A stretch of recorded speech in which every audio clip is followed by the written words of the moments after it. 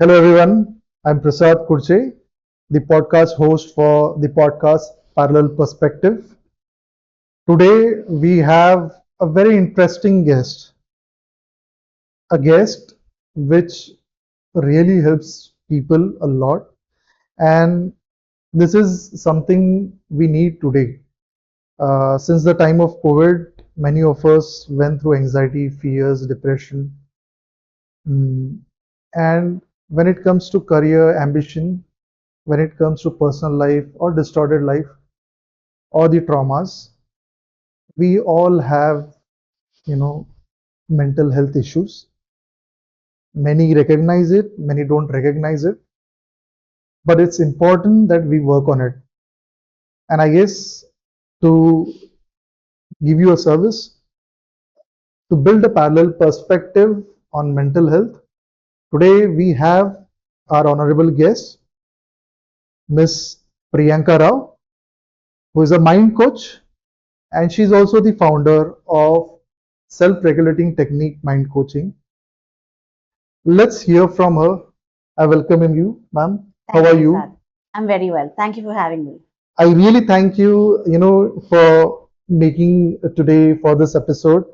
First of all, I would like to tell the audience that Miss Priyanka Rao is extremely occupied with her training sessions. She does at least 3 sessions a day, what you told me, right? That's right. And she's completely booked with these sessions.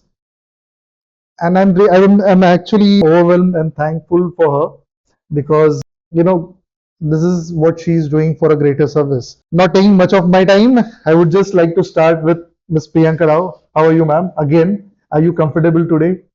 I'm well, I'm comfortable, and ready to begin. Yes. So please, please give an overview about yourself to start with. Okay. Yeah. So I help mid to senior level corporate executives and individuals who are suffering from stress, anxiety, childhood trauma, limiting beliefs to heal their subconscious mind. Keyword being on their own, usually on an average about 3 to 6 weeks, so that they can learn to become emotionally and mentally self-sufficient on their own. Yeah. And then further advance their personal and professional lives based on the path that they're going in. So, in short, I'm a therapist who teaches you to be your own therapist. So, I'm a huge championing of being self sufficient. We can't always be dependent on external source and external people for our emotional health and our mental health. Right. And we need to kind of build those coping mechanisms within us. So, our education system, our societal conditioning equips us with skill sets, maybe for our career, maybe for our home, but nobody ever teaches us how to manage our mental and emotional. Nor even it is a part of discussion in the families. Correct, because it's considered a weakness or a vulnerability, or in some cases, even a taboo, right? Correct. And physical wellness and emotional wellness are two sides of the same coin because your mind heals your body and your body supports your mind. So, discarding one complete narrative is making us very, very inequipped to live in this world because every day we have to deal with our emotions, with our thoughts, and our memories. Yeah. And where have we learned to deal with these skill sets? So that's what I do. I heal, I reprogram, and then get them ready to be self sufficient for life. I guess, I couldn't agree more with you. My journey, 4 years, as I was just telling you, 4 years back or 5 years back, into entrepreneurship. My coach first started with healing, and the healing started with, healthy diet, exercise, a lot of meditation, and then he worked on my finessing or giving a sharp edge towards my competencies. But training your subconscious mind, I guess I read a book. I mean, many of us might know that there's a book called Power of Subconscious Mind. Yes, Is Joseph Murphy. Yes, it's a renowned book. I mean, I read it many years back, and I still have the copy. I read many times because I always believe that you need to train your subconscious mind. Yes, I guess 90% of people know it some way or the other, but no one knows the way to work on it. right. And with the life that we are going through, I mean, I work for, guess, 12 to 14 hours. Then I need to have a little bit of family time, little bit of entertainment time. And then we never have this time to just focus on our subconscious mind. So my first question is very important, that what is your approach? I mean, when people approach you, how do you know that how to heal this person? Because different person might be having different issues. I mean, it might be trauma, it might be, uh, some fear, anxiety. What is your approach, or what is the approach of this Sure. finding out this? Yeah, absolutely. So my approach is a bit more holistic, at the risk of kind of positioning myself against the traditional therapy. Yeah. I'm not a very big advocate of talk therapy or medicines. And as we go through the question, I'll explain to you why. So I combine therapy with trauma informed care and self regulating mental wellness techniques. So essentially, I address the past, the childhood, I address the adulthood roots. I then teach an individual to self regulate their emotions, mindset, thoughts, and memories. And then I teach them to do this on their own. Okay. So, therapy, trauma informed care, and self regulated mental wellness techniques is my typical approach. And I draw from Western therapeutic models such as cognitive behavioral therapy. CBT is the most preferred line of treatment by psychologists, therapists, and counselors around the world. Neuro-linguistic programming, subconscious programming, positive psychology, energy medicine, and I combine them with ancient Vedic science techniques. Oh, So at the end of it, a typical individual has a toolbox of techniques drawn from various modalities and sciences. So if I have a fear, I know exactly what I want to do. If I have a negative thought and I'm overthinking, I know exactly what I need to do. If a childhood memory or an incident of a present day is troubling me, I know exactly what to do to release that incident from my subconscious. If a self-limiting belief comes up and that's stopping me from being who I want to be or going where I need to go, I know what technique to employ to kind of remove that self-limiting belief from my subconscious. So this is the approach that I typically follow.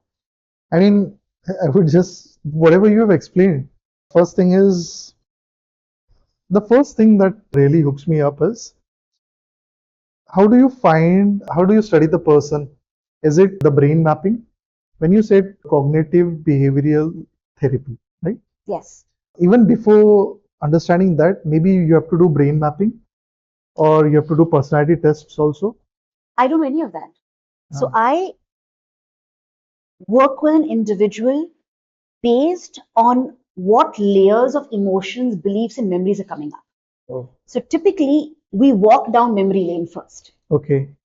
So the individual will take me through what happened at home. Where was I born? What was the home environment like? What was my equation with my parents, with my extended family, Hmm. siblings? Hmm. Then what happened in school? What happened in college? What happened in adulthood? What happened at work? What happened with my relationships? And I identify the roots of those belief systems because essentially I've done about 3,500 coaching hours one on one. Wow. So I pretty much know roots and patterns and triggers by now. So when they go through my memory lane, I'm able to completely identify the roots and then identify why they're feeling what they're feeling or believe what they're believing. So I don't rely on brain mapping or personality assessments. I let the individual walk you through memory lane. And the beauty of the subconscious is that even if it suppresses memories or thoughts, as you start digging in, it starts surfacing. Mm. And as the layers surface, we release. So these are basically, I mean, as a business leader also, and when I deal with people, I deal majorly into sales, I deal majorly into operations. And when I deal with people, I also try to do this, that when you say digging deep, that means you have to have big layers of questions going through, Yes, understanding the person who's sitting in front of you. yes, And I mean, I must say that this is really tough as a person, because it's been 17 years into profession, but still it is very hard to deep dive into a person and find out the right emotion. Because as a sales guy, as a business guy, or as a operations guy, I always try to do this. right. And My job is a little easier than yours for the simple reason that I they would are say it is there. very tough. No, because they are there to anyways talk to me. But Yeah. in your case, they might Ah, not really open up and talk to you. yes, So it yes. makes my job really easier because their barriers are down. Now, when you say, before I just move on to the next question, this is very important. When you say that the person is there to talk with you, there are people, no matter what happens, they may not open up, Right. right? I have seen people who just, I mean, it's some way or the other, some part in our life, every individual might be going through it, that people get into shell. First of all, recognizing that, many of your clients or people that approach you, many of them might not know that they had a trauma, or the behavioral pattern is because of that trauma, and then they may not open up. That's the reason why I said that is a very tough job. Then what is your technique in getting close to that person? Right. So, firstly, I'm a strong believer that when the student is ready, the teacher arrives. So, if they are not ready, they will not come to me Correct, correct. or any other mental health practitioner. Mm. Um, if they come to me, there is maybe not complete, but a element of readiness to at least face the past. Okay. How to make that 100% is where I come in. Mm. So that's my skill set, and that's where my years of experience would come in to draw them out of their shell. So I typically do not dwell into the past straight away. Correct. So the first two sessions I spend with an individual, I first get them to see benefits of what they're doing in terms of evidence and proof. Mm. So the mind needs proof and evidence to believe something Mm. and to completely trust. Familiarity means safety for the mind. Yes. So my approach is within the first 2 weeks, 98% of my clients get their first wins in terms of evidence of a shift in them.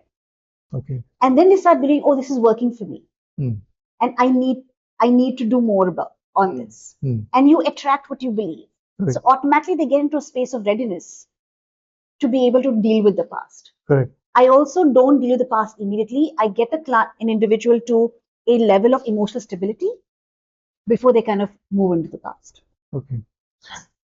When you say emotional stability, as you said that you deal with a lot of business executives or people for the higher positions Yes. up the roads, these people seem to be the one with a lot of emotional stability, because unless and until you have that state of mind, people don't succeed, at least to the mid senior level. Yes. You are majorly working with mid senior and the top management people. Yes. So when you say emotional stability, in what terms? I mean, I just want to break down for my audience also, because we all have our own definitions and vivid thoughts about emotions. Hmm. I'm just digging deep with, what do you call as an emotion? Sure. So a corporate executive, whether it's lower, mid, or senior, let's take mid and senior because that's what we're talking about at the moment. Typically, what would their fears and negative emotions be? It could be fear of failure. That's the most common. What does fear of failure cause? Stress, anxiety, overthinking, emotional overwhelm, burnt out, physical symptoms such as there could be gut health issues, digestive issues, acid refluxes, hair loss, skin issues, joint pains. They're all physical symptoms of an emotional root. Or there could be an imposter syndrome. What is the imposter syndrome? I don't deserve the success. Okay. I'm not good enough. Yeah. I just got lucky. Actually, I'm faking it. Hmm. Imposter syndrome, Hmm. which means fear of success. So, fear of failure and fear of success are two very dominant fears which people don't even realize they have. And again, then this causes stress, anxiety, overthinking, so on and so forth. So, when I talk about emotional stability, I'm talking about stress, anxiety, feeling burnt out, overthinking, which they are grappling with and getting challenged with on a daily basis. Then there could be need for validation. Unless my work is acknowledged, I don't feel I'm good enough or I'm successful. I need validation from my bosses and my colleagues. Maybe from the family members also. Maybe from family members also, Yes. right? Or there could be just complete burnout, which is very, very common among mid to senior executives. I've worked for 15 years, 20 years. It's been a relentless space in the financial world or in the IT world or in the banking world, and I'm constantly in this rat race, and I'm just drained. I'm just exhausted now. I'm stuck. I'm lost. I don't know. I get a huge amount of clients in this space where this is all I know. I've never done any other job, but I don't like it anymore. I'm burnt out. But what do I do? I don't know, so I'm stuck. I'm lost. I need direction. I need purpose.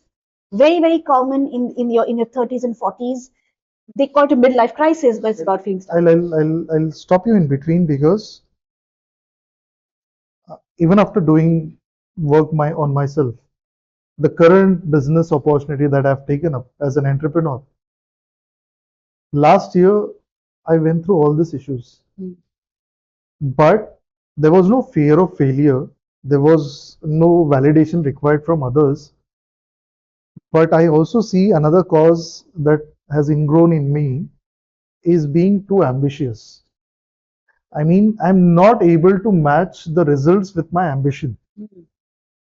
And all the things that you said, that with this, I had anxiety.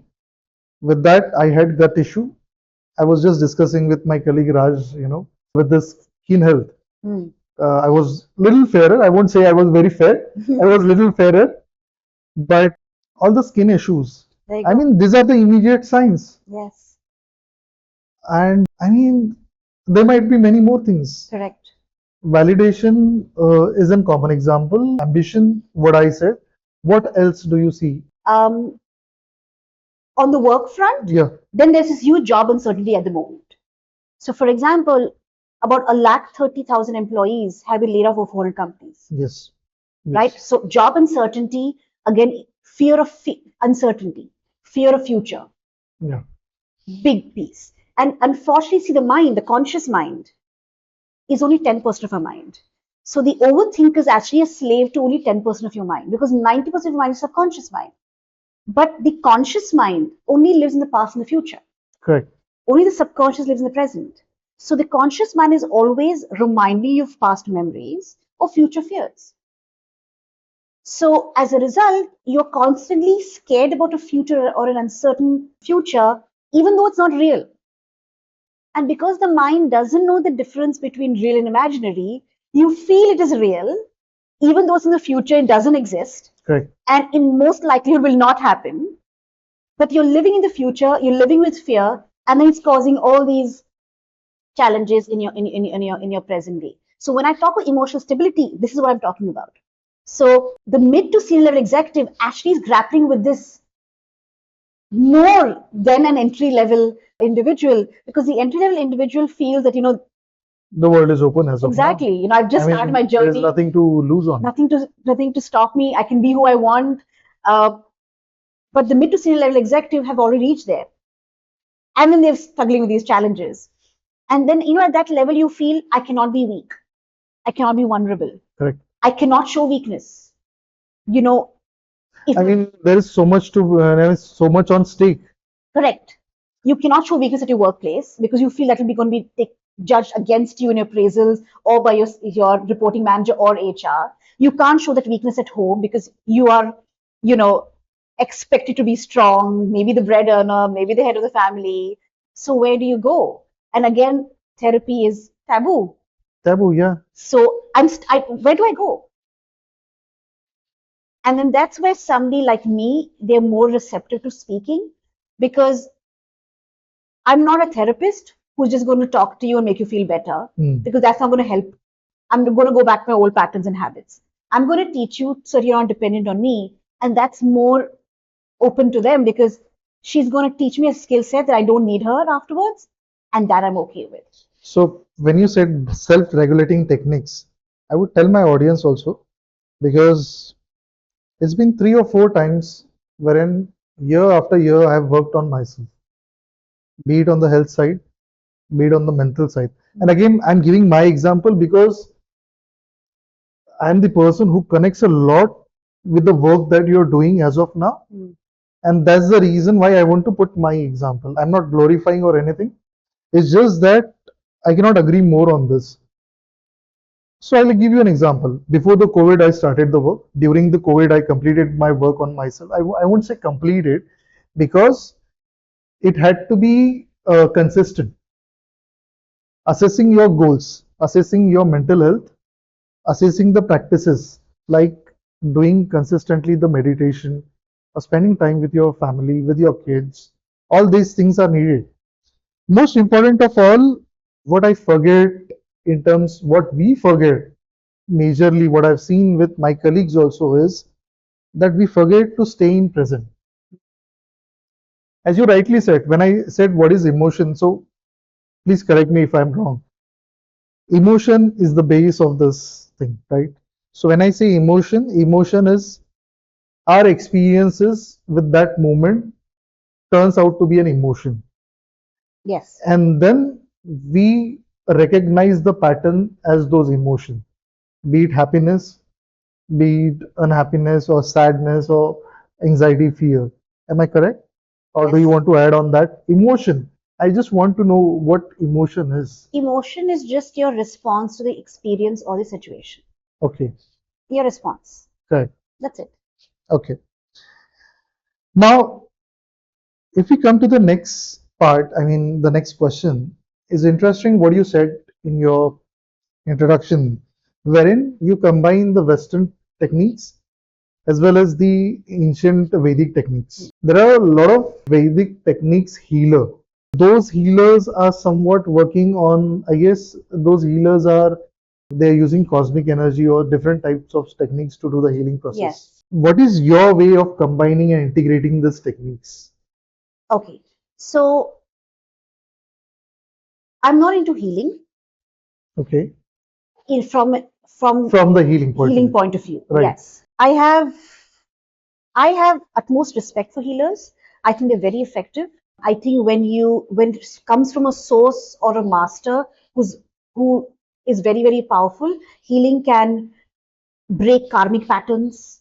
It can help release blockages in your nadis, and it's extremely, extremely powerful and effective. You have done it, or you I've don't? experienced it too. You have Yes, experienced it. yes, yes. However, with healing, what happens is healing is not taking care of your childhood trauma.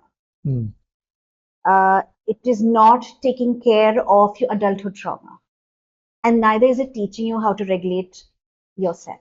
I guess that's the important point. Self-regulating is most Is important. very important, and addressing the roots. Hmm. So while it is addressing your karmic blockages and your karmic patterns, depending on which healing you're doing, again, there are a lot of healers who are very superficial in their healing as well, and you get short-term benefits and then you go back to your old patterns. Correct.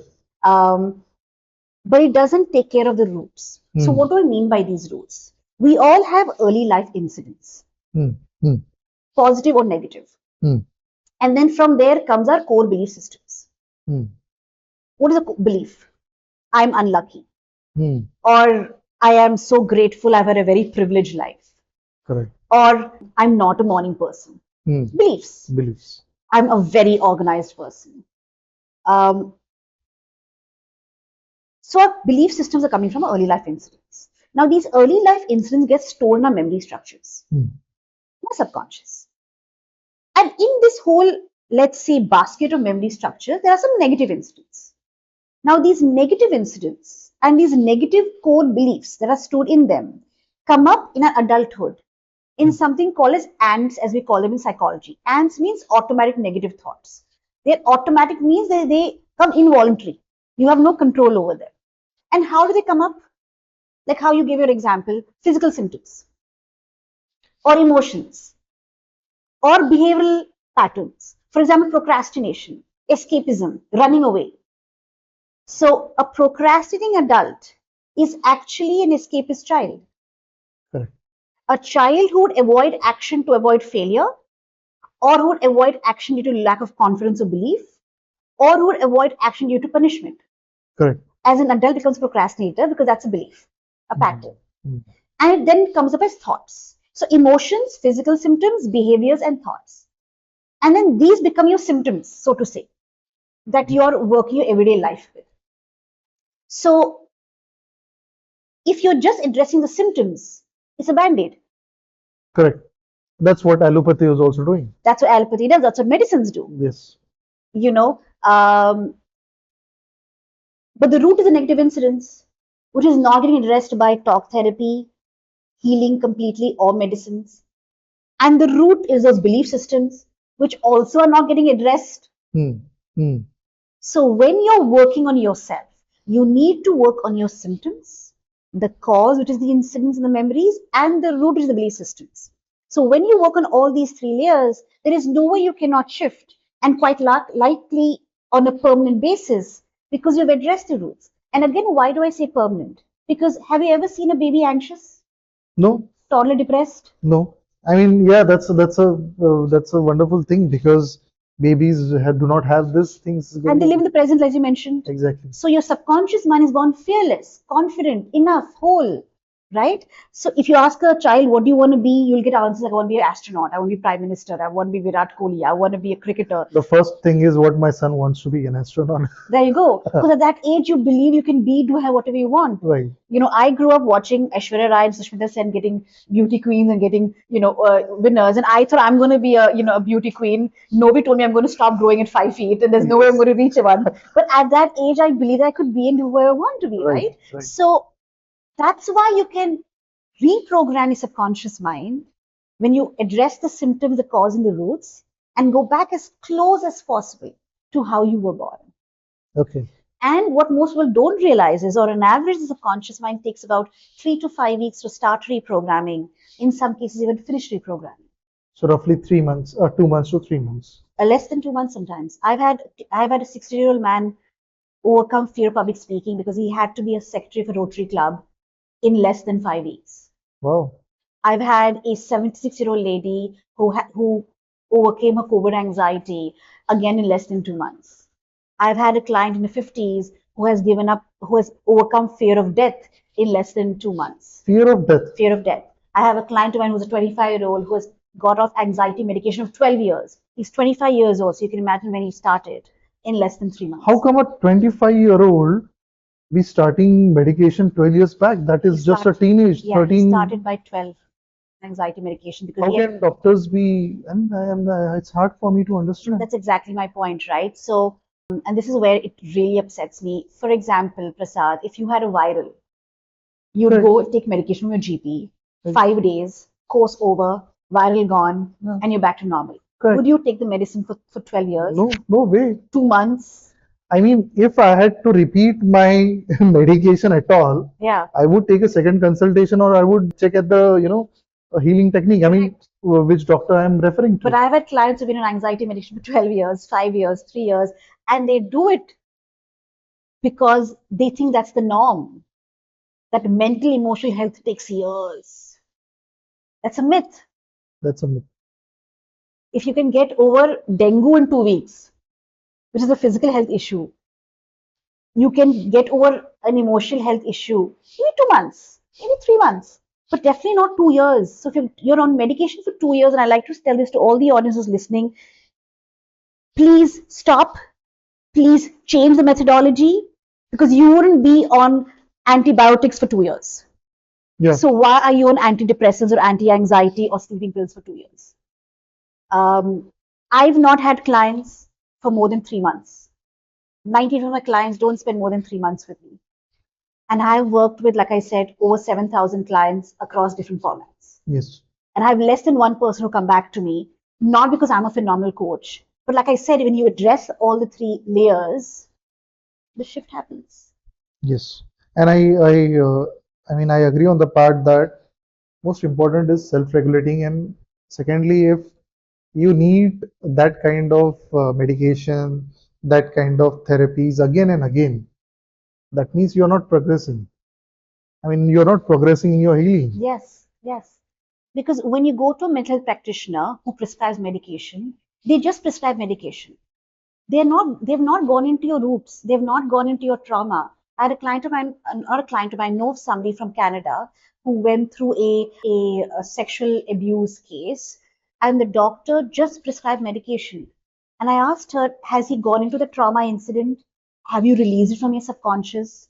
No, he never discussed it with me. He's just given So how is it medication. helping? So that may worsen the situation. It'll, at the moment, Because it will, please correct me because my education about that medication might be a little low. These medications are something very close to the what do you say, the hormones reactions or the hormone signaling that goes to the brain. Maybe endorphins, maybe oxytocin, maybe dopamine or serotonin. or serotonin. These are the kind of medications that are given, correct? Correct. And then the effectiveness goes away. It's a band-aid, right? Yeah, So like for this particular lady, I try to explain to her that's in the subconscious and she needs to listen to the subconscious. And if she doesn't, it will get triggered again when she stops her medication or she reduces the dosage. And like I anticipated, in 3 weeks, she had a pill overdose and she spent a week in ICU.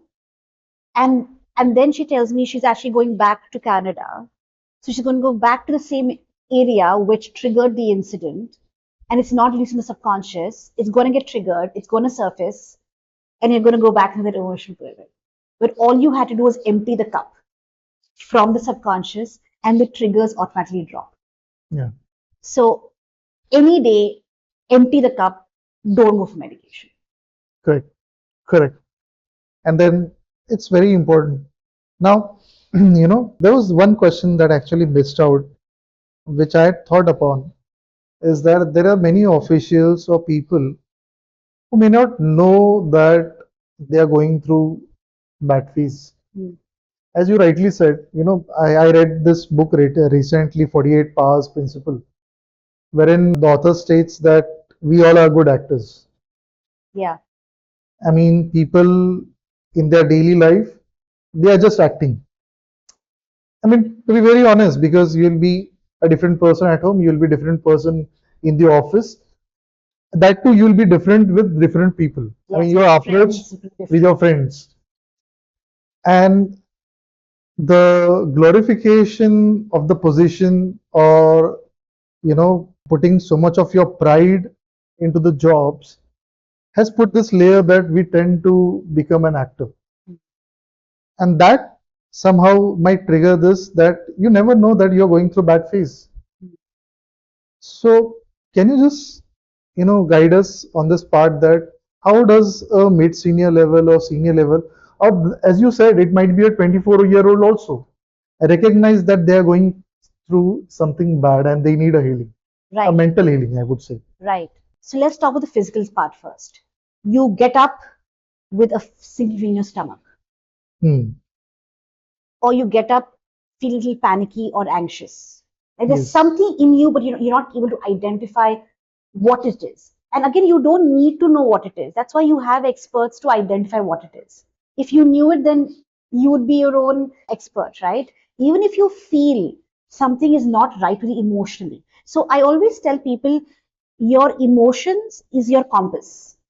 It's your guiding system, GPS. Hmm. Because your thoughts can go wrong Correct. and you can fake your thoughts, Hmm. Hmm.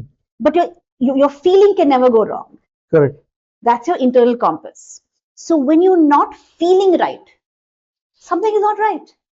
So the physical symptoms, so sinking feeling in the stomach, constant headaches, gut health issues, digestion issues, lethargy, Insomnia, insomnia, you don't feel like getting out of work, getting out of bed, fatigue. fatigue, or you don't feel like going to work, where earlier you would enjoy your work, or you are feeling lack of productivity or creative juices, or You have every reason to be happy, but you're not happy.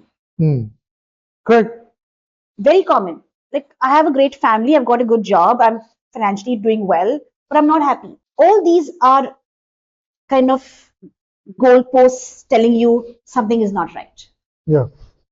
or you just cry for no reason. Yes. You just get emotional for no reason. I've seen another part also that the toxic people, they are the one who are most depressed. They are the one who actually have greatest of fears and anxiety. They're also the best actors. They are also the best actors.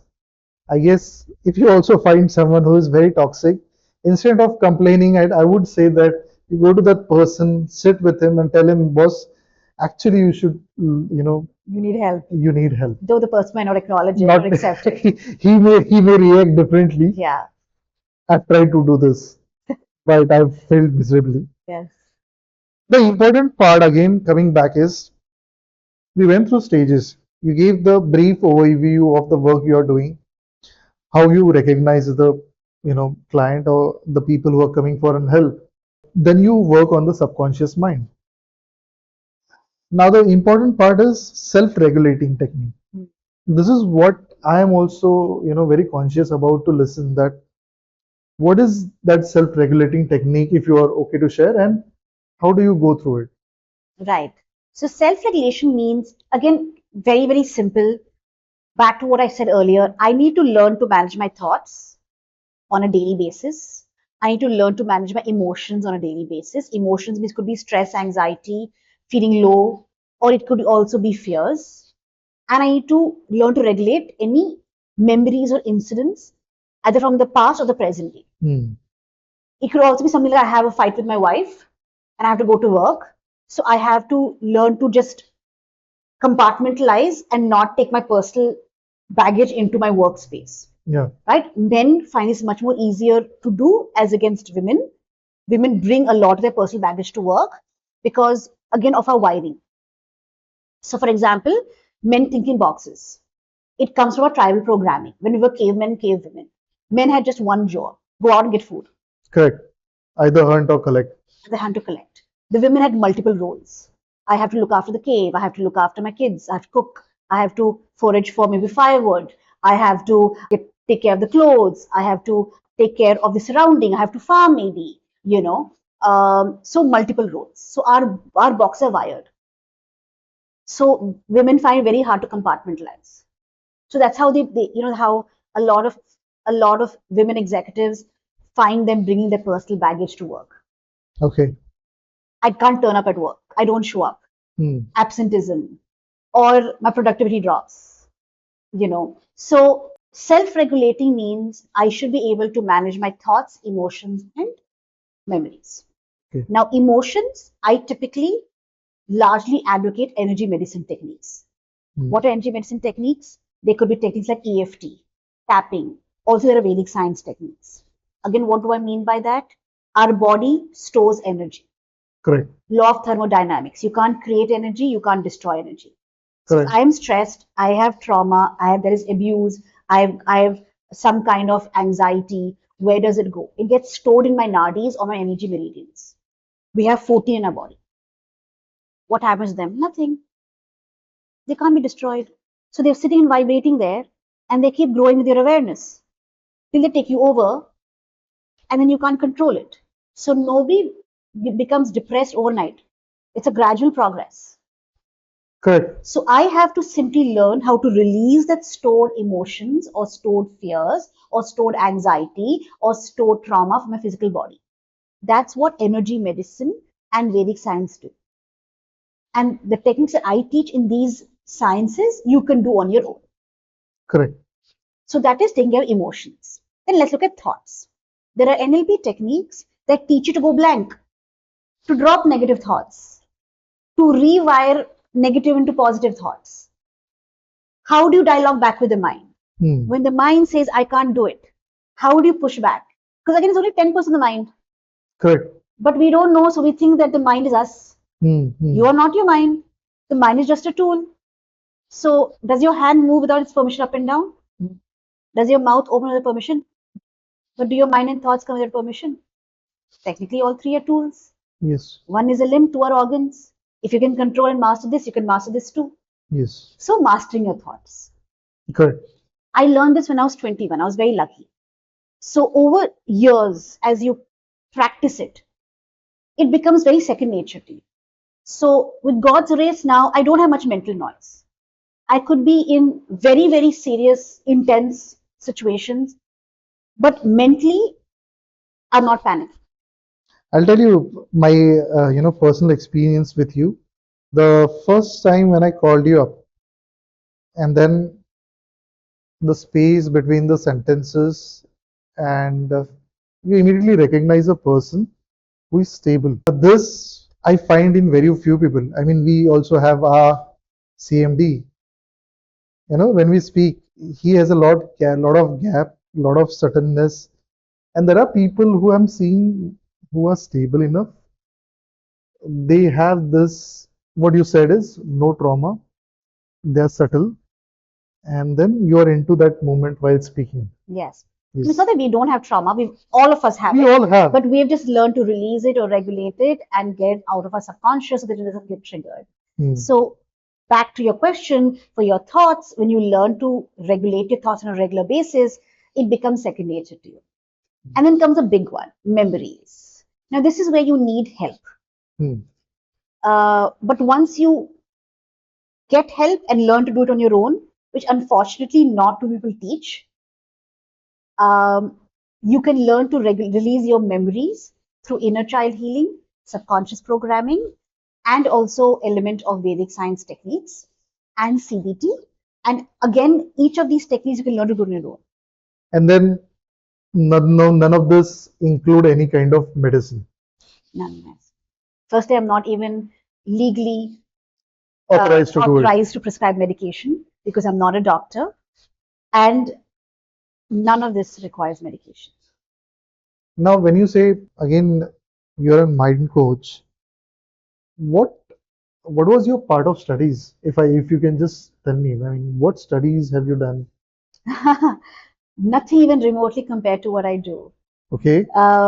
So I am a undergraduate marketing and strategy from Jai Hind College, Mumbai, Uh-huh. from the top business colleges of Mumbai University. And then I've done my master's again in marketing from Warwick Business School, which is one of the top 25 universities of Europe. So I'm qualified academically to be a brand manager consultant. But I've been a hotelier almost all my 10 years in corporate experience. I was a luxury hotelier either with Marriott India or the Ritz Carlton when we launched the brand in India. Hmm. And I quit Ritz Carlton back in 2015 without a job in hand. My statement to my boss was, I want to be on my business card. So my midlife crisis hit me at 30. Again, when I look back, it had to because what I do is not my profession, it's my path of purpose. I'm ordained, meant to, destined to do what I do. So the universe probably said that let's get her out of this corporate job because there are all these clients who are waiting to get help and she needs to get onto that as quickly as possible and she's never going to do it on her own. So we have to push her out. So I quit. Somebody in a lift in Ritz Carlton told me about image consultancy. Image consultancy. Image consultancy. So Okay. I researched it. In a week's time, I found 3 institutes abroad. And I said, okay, this is something I can do. Hmm. I don't know what's like to be an entrepreneur. I've done a corporate job all my life, but I'll figure it out. One thing about me is I first say yes and then I figure it out. So I got accepted by the London Image Institute, which is considered the Ivy League of image consultancy. I flew to Atlanta. I got certified, and then I became Goa's first image consultant back in 2015. And then as I started working with clients, I started realizing that anybody who would come to me to change the way they dress or they eat or communication or the way they conduct themselves has an internal root. Hmm. Inferiority, lack of self-worth, underconfidence, fears, thinking ki if I dress well, look better, eat well, I will feel better. But we know that doesn't happen. Your external reflects your internal. Correct. So I found this started becoming very superficial, very on surface. Now, my entire 20s, I had spent trying to remove my limiting belief systems, which I acquired as a young girl in Paris when I was studying in American school. And I faced racism on a daily basis in school. Okay. So I had a whole lot of belief systems that I had, which was then getting triggered in my 20s Hmm. as an adult. Automatic negative thoughts, then help was not easily available or accessible. So I did everything on my own. Today, hashtag mind coach or Google search, Priyanka Row will be one of the pages that will pop up on your feed, at least in the first page. But then you didn't know where to go. So I did everything on my own. I I I explored, I researched, I used myself as a guinea pig. So I took almost 10 years. But in hindsight, I had to do it because I had to learn to be self sufficient, to teach self sufficiency this, because nobody teaches you this in a degree or a college or four walls of classroom. Correct. So once I started seeing these clients, I started applying these techniques on them, and I saw results in them the way I saw it myself. So I said, then I need to now get this in a more structured manner. So then I went through certifications in Neuro-linguistic programming from Dr. Richard Bandler, who's the co-founder. I got it from his academy, life coaching. I got certified in belief clearing, in trauma informed care, in EFT, and all these modalities that I was already using, but I was exploring more. And then these certifications became my qualifications. And then I became a full time mind coach in early 2000. And then since then, Early 2000? early 2020, sorry, Yeah, yeah. early 2020. I And thought, well, reportedly, you don't look that old. no. So 2020 is when you started. So it's been a 4 years I journey. became a national coach in 2020. Prior to So, that, I was a local coach in Goa. And then 2020, again, like I said, it's my path of purpose. Just before COVID hit, I had become a full time mind coach. I'd mm, given up image consultancy, saying that this is my path, this is what I need to do. And I was already working on my coaching. And then COVID hit, mm, and then people needed people like me. And then I went from 3 sessions a week to 4 sessions a day. For 2 years, I did 4 sessions a day. And then suddenly I got companies like Accenture, Capgemini, Deloitte, Bank of America, Kotak approaching me for webinars and master classes for their employees.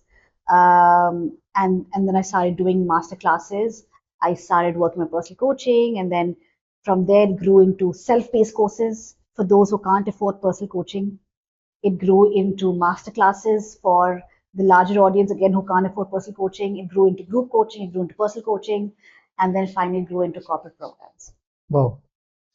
I guess, we all, what you said is your path of exploring this started with a childhood trauma. Yes. So purpose always comes from pain, and you have to first go through the experience to be able to heal the experience. Yes. So that's my path. Yeah. So I don't need a qualification or a degree in psychology, even though I want to. I just don't have the time now. I But guess see, I feel this that even if you take my example, again, I'm putting my example. I do not have an MBA degree, even though I completed, what do you say, 3 semester and fourth semester also was about to complete.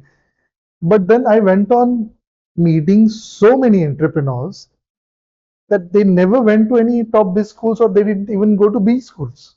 yes, And I had this thought that I don't even need to do this because, first, with my experience, I've studied, I've done all this practically. I do not resonate with that study. If I cannot give my heart to those studies and if that paper does not represent me, then why should I do it? yes, I have better experiences, I have better coach. What you are doing is something which cannot be taught also. no, Because your wisdom, your experience gives you your wisdom, and that experience and wisdom is what reflects in coaching. exactly. So the my biggest qualification is the 5 years that I have with 3,500 coaching hours. Yes.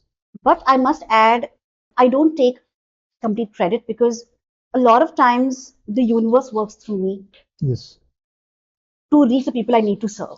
Correct. So I take myself out of the equation, saying it's the universe's work, it's not my work, because I'm very, very clear this is my path of purpose.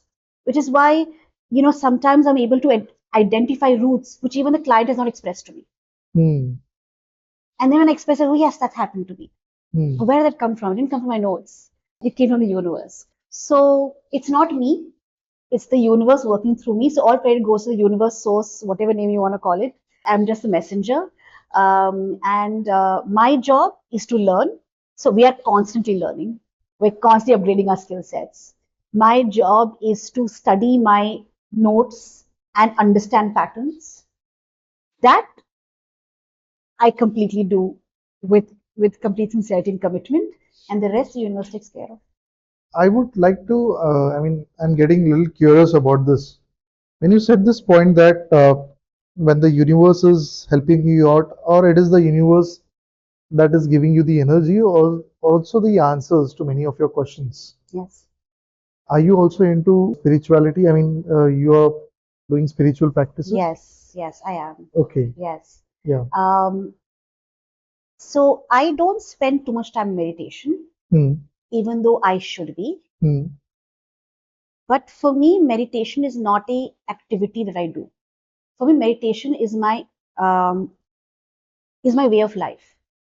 So I can be sitting here right now and be completely present Yeah, and completely on a different frequency, and I'm in a meditative space. correct. Um, so yes, I have a Guruji Okay, who I see guidance from. I also have a spiritual coach. okay. They are far more elevated than me Yes, and far bigger channels than me. Um, so I have them at hand for my spiritual elevation, and that is which I do for my own personal spiritual growth. yeah, But then that translates into my work and the kind of clients I attract also, because again, I'm meant to serve them in the spiritual path that I'm going through. So I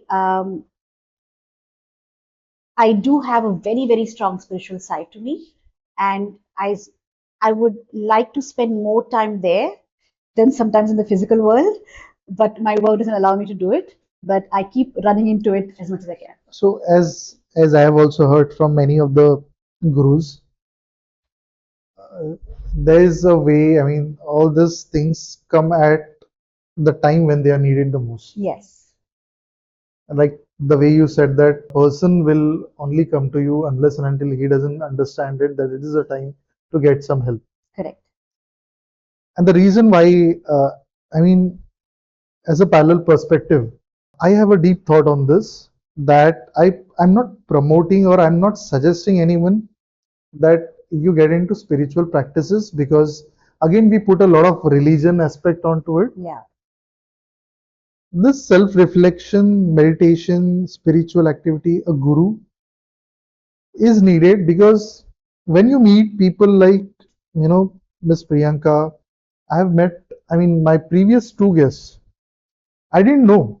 I mean, our podcast is only into business, entrepreneurship, innovation, and the trends that will help people in their careers. And we are not in any way connected to, like the other podcasters do. They call upon guests who are gurus, who are, spiritual practitioners, and I respect them. But somehow it comes back to me again and again. Just because when you told me, now why do you need these practices? You said that I would like to do it more. You need it more because when you do 4 sessions a day, it must be draining a lot of your energy. yeah, and each is 2 hours. Yes. So I'm talking about 8 hours We feel sometimes. that we feel that it's only about food that gives us energy. It's not. Yes, It is the cosmic energy that is running through all of us, and that is what spirituality teaches. correct. If you see, enlightened souls, the gurus, the acharyas, or the pandits, they have immense energy, immense aura, only because of the cosmic Correct. energies. They sleep like for 3 hours a day, Yes, and yes, then they are way more active energy than us. yes, Again, in sadhanas, right? For some, meditation is a sadhana. For some, chanting is a sadhana. correct, For some, mantras is a sadhana. correct. For some, reading Book, books, their scriptures are sadhanas. It just for some, they do, depending on the guru, that sadhana which has been given to them by the guru. Kriya Yoga, Yes. or various yoga disciplines. It depends on what you need to do. What agrees with you, there's no right and wrong. What agrees with you, you follow that, because that will help you get onto a frequency, because we're all energy bodies. And you have to basically get onto a frequency of where you want, in the sense, FM channel. Hmm. If I want to be a global mind coach, Hmm. my job is to get on the frequency of that. Correct. Correct. Once I get on the frequency, I get attracted. Yes. So we think we're very, very powerful beings. We are not. Our job is just to get on the frequency. Correct.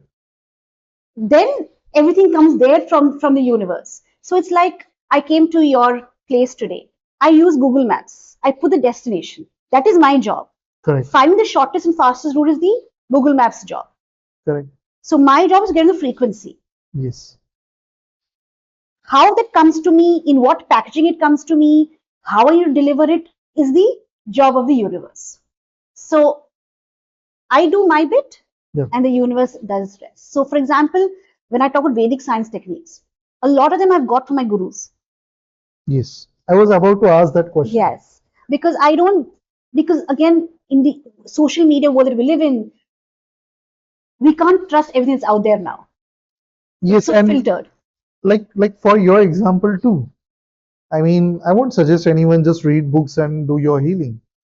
No, I need a coach. correct. So similarly, the Vedic science that I presume that you have learned is from a guru. Yes. Yes. Yes, all of them that I learned from in this space comes from spiritual gurus or masters, and I was probably the one chosen to share it. Are you willing to share his name and your Yeah, journey on yes. this? So my Guruji is Mohanji. Okay. Mohanji is a humanitarian. He calls himself more friend of humanity than a guru. Hmm. His piece is, I don't believe in followers. I Hmm. believe in creating masters. I don't want followers. I want to create masters. So the true masters, the true avatars and spiritual masters who are currently on this planet, their job is to create masters, not followers. Correct.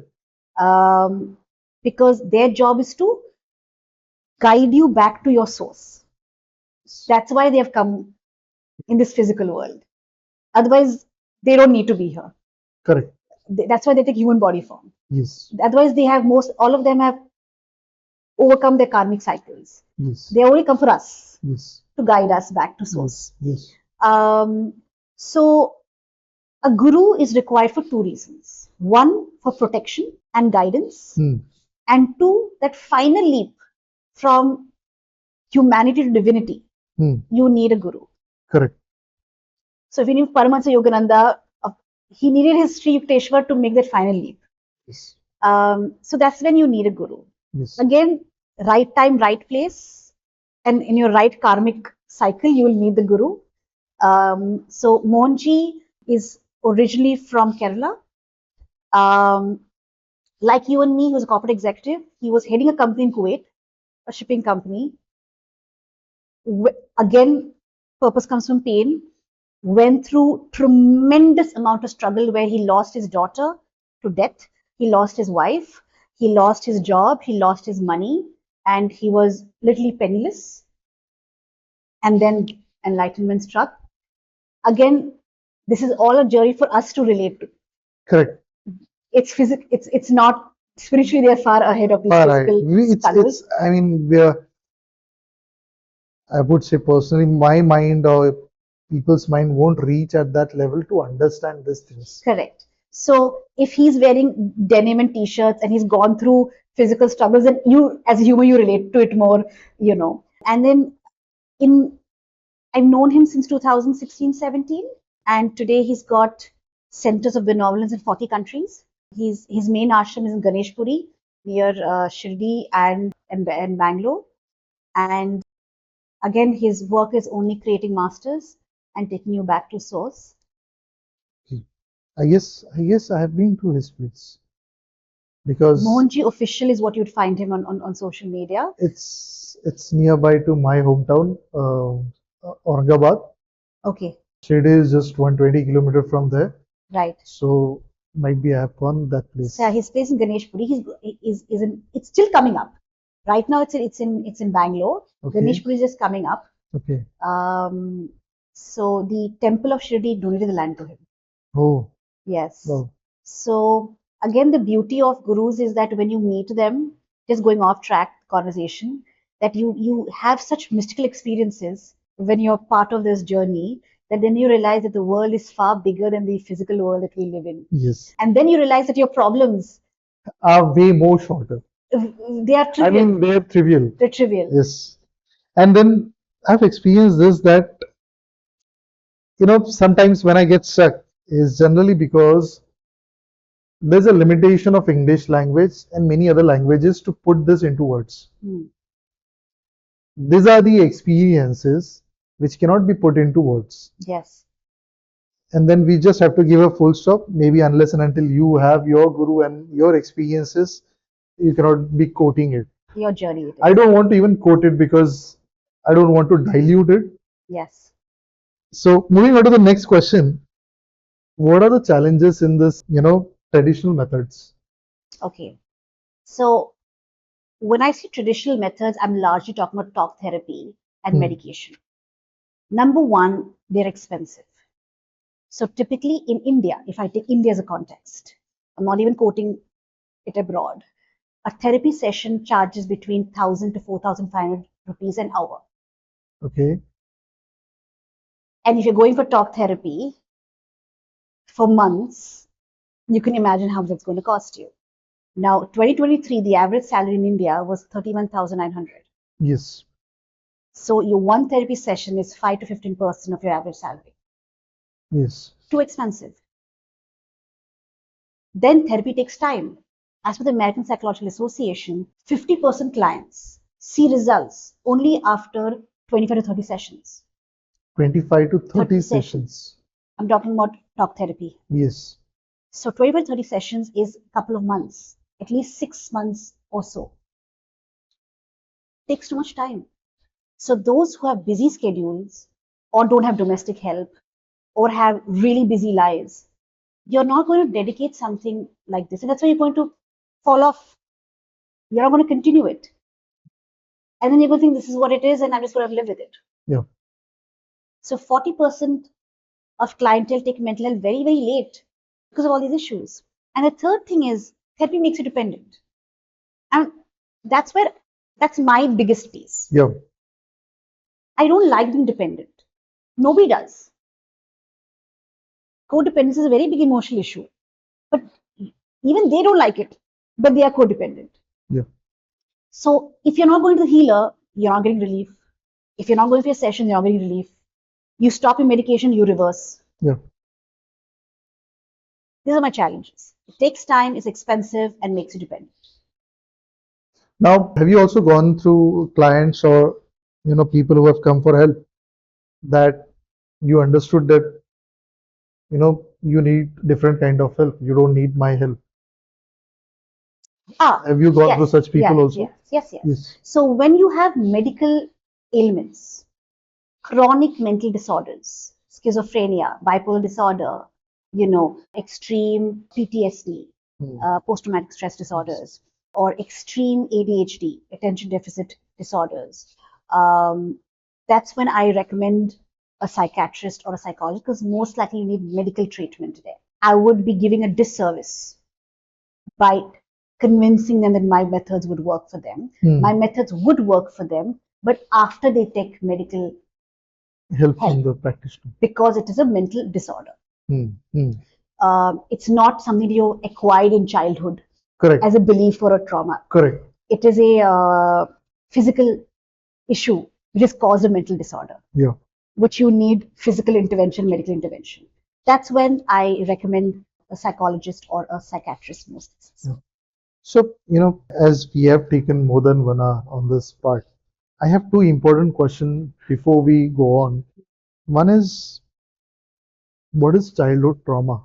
Mm. Because you have referenced it many times that many of these issues were concerned with childhood traumas. And second thing is, what are the people, I mean, what is the best example of a person that you have worked on and his success story? Right. Childhood trauma typically means, so 7 to 14 is where we get most of our belief systems, Hmm. good and bad. Hmm. So 0 to 7, all your learning is subconscious. So baby in a womb is learning too. 7 to 14, your conscious mind kicks in. Now you're able to question, make your own inferences, make your own observations, judgments. This gets added to belief systems, and this becomes your innate internal structure. And this can come from three sources. Your parents, because they're your biggest role model. Whatever they say, you'll pick up unquestioned. If they say you're not good enough, you're not good enough. Oh. If they say you are good for nothing, you're a failure, you're a failure. If they say you're fat, you're fat. Hmm. Hmm. Extended family, uncles, aunts, grandparents, cousins who have influencing factors on you, and the school environment, teachers, peers, friends. If you're an athlete, because I work with athletes too, your coaching environment. Yes. So in these environments, parents, family, school, if there are certain experiences you've had which have been negative, that's childhood trauma. So this can be both physical as well as mental. It can be physical, it can be mental, it can be verbal, it can be emotional, Hmm. it can be sexual, Hmm. it can be something as small as I changed schools every 3 years. So every time I went to school, I had to fit into a group because groups were always made. So I was always ignored, I was rejected, and I felt friendship has to be earned. Hmm. And that's the trauma I went through. So as an adult, I'm a people pleaser. Okay. I have to please you to be your friend. It can be as something as minor as that, or it can be something as major as sexual, emotional, physical, verbal abuse. So trauma need not be so intensive. It can be even as something as I went on stage in third standard, somebody laughed at me. It was such a traumatic experience. Since then, I don't go on stage. I fear public speaking. Hmm. Hmm. Hmm. So, for example, I have a client of mine who works in talent acquisition in HR in Bangalore, Hmm. has worked for some of the top startups in India, grew up with a very dominating, controlling, authoritative father figure. Lot of physical, verbal Abuse. abuse. He was a Catholic, so he would literally like say a prayer and walk into his house as a child. So you Oh. can imagine the fearful environment he's grown up with. So his main challenge, apart from anxiety and lack of self-worth, was fear of authority. So at his workplace, if his bosses or his seniors were not happy with him, or they were they they screamed at him, or they spoke negative to him, it would trigger past memories, fear of authority. It came to such an extent that he could not function in the workplace. He couldn't enter a meeting room without getting panic attacks. And he couldn't function. So he took a year off from work and he sat at home with depression, anxiety, overthinking, and these fears. He met me after a year. He spent only 2 months with me. June 2023, we ended. July 23, he says, no thoughts, no patterns, no past emotions. August, he sent me a message saying, I've got a new job. And by February, he was leading the team. He's a fellow Goan? No, Oh, no. okay. But then how did he survive for 1 year without job or with the small Savings. mental trauma? He went on medication Okay. and he did So counseling too. that time he was counseling with the Correct, correct. okay. Or there could be another example. I have a doctor from Baroda, Doctor. doctor. Okay. And she was, her skin tone was deep. So she faced a lot of inferiority comparisons as a child, both at home and at school. So her belief system was, I'm ugly, I am inferior, A I'm doctor different, a with that doctor. emotion. Yes. She met me in her mid 40s. So she's living with this for so long. Um, we worked on her childhood roots, dismantled them. Again, she didn't spend more than 2 months with me. In fact, she spent less months, less session than even the gentleman. And 1 year later, she sent me a message. In fact, this is on my social media. She said, Priyanka, I went for a school reunion. And I was walking down the school corridors. And those very classmates who would earlier ignore me or speak ill to me or make fun of me came up to me and said, You're looking great. Or, complimenting me. This is the word she used. Nothing changed. I still look the same. But my frequency has shifted. They are finding me attractive. They are finding me confident. They're finding my self-worth higher than theirs. And she sent me this message of her experience there. Earlier, she would not get photographed. She would hate photography. Now she was clicking photographs left, right, and center. And then this transitioned to her work. She opened a brand new clinic in 2023 and a second one in 2024. So belief systems then spill over into all structures of your life. Yeah. And it just completely changed. And in fact, she's a doctor and she herself has recommended more than 10 clients to me, all from Gujarat, because of the experience that she's gone through. These are just two experiences. I've got clients across 90 cities and 7 countries, but this allows you to understand how childhood trauma comes up in your adulthood. As you said that you have clients from, different part of this country, even outside the country. Yeah, about 7 countries. Wow. So, what, I mean, this is just my final question because Yeah. I guess you have further, bookings also. I mean, booking in terms that it was very, tough to find her. If not today, my session would have been October. in October. And that's how busy she is. So, with my final question and a thought on this, Yeah. what do you suggest to a person like me, a mid senior, and like my colleagues who are sitting over here, who are just there in their 24 and 25? What is your suggestion or and advice to them on mental health? And secondly, where can people find you and when can they find you? Okay. I'm nobody to give advice. Everybody's their own master. Yes. But I'll just tell you what I've learned in my journey, that your biggest opportunity, your biggest milestone will always be outside your comfort zone, Outside your comfort Comfort zone. zone. Yes. Personally and professionally. So even what I'm doing was outside my comfort zone. Yes. I had to push myself to do it. I remember when COVID hit, everyone went online. Hmm. And my belief system was I can't teach online. Okay. And I didn't even know how to operate Zoom Hmm. or Hmm. Microsoft Teams or Cisco. Hmm. And I got a webinar request. Okay. I said yes, and then I learned how to use Zoom Okay. because I knew my biggest opportunity will always be outside comfort zone. Okay. So our job is to remove the limitations within us Hmm. and Hmm. step out of the comfort zone. Keep breaking patterns. Yes. Spiritually and mentally and physically, our job is to break patterns. Okay. Okay. So the more patterns you break, the more you evolve emotionally, mentally, and spiritually. Correct.